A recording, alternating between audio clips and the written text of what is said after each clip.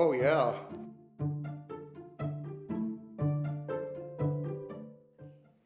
Vision of the future.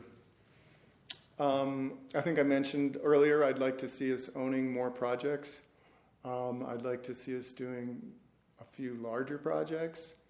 I'd also like us to see us doing more community impact-based projects. I would like to see our company make more efforts towards the global south.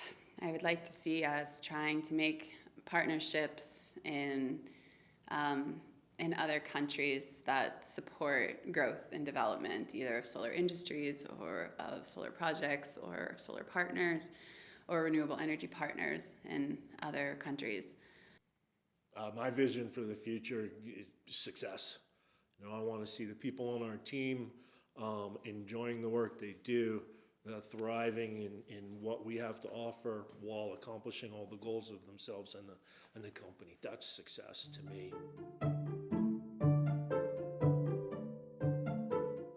In a nutshell, I would say in the next 10 years, what we've had recently is markets that have passed that early adoption and kind of mainstream, and now moving towards mass adoption.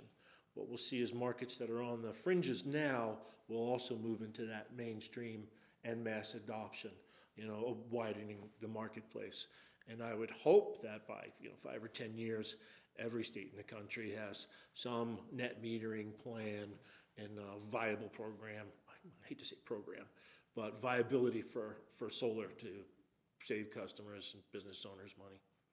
I'm excited to think that we might reach some of those renewable goals that people are talking about, 100% renewables by 2030, 2050, whatever. I'm excited to think that that might really happen, maybe by 2030 in some places. I mean, if you look back at how much progress we've made in the last 15 years and you continue that rate of progress for another 15 years, we might just get there. So I'd be really excited to see that.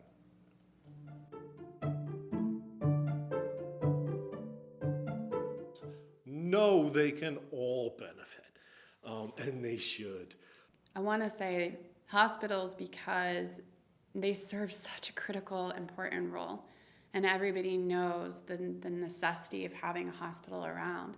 And as we see our healthcare industry getting harder and harder for people to access, I would like to see it be easier and easier for people to access. And if we can make sure that those institutions are always operating, they're always running, we can lower their operating costs so that they can serve, more patients. I just think there's a huge opportunity in hospitals and in healthcare. Oh yeah, the coal industry. Totally, coal industry. They're getting phased out, but coal is located near transmission lines, right? Because they don't want to have to move the coal.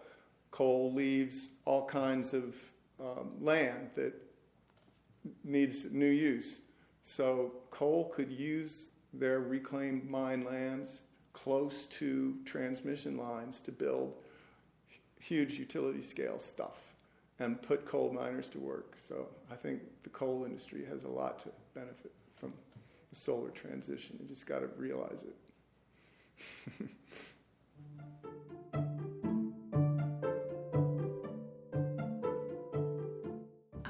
Want to be affiliated with every public library in the entire country.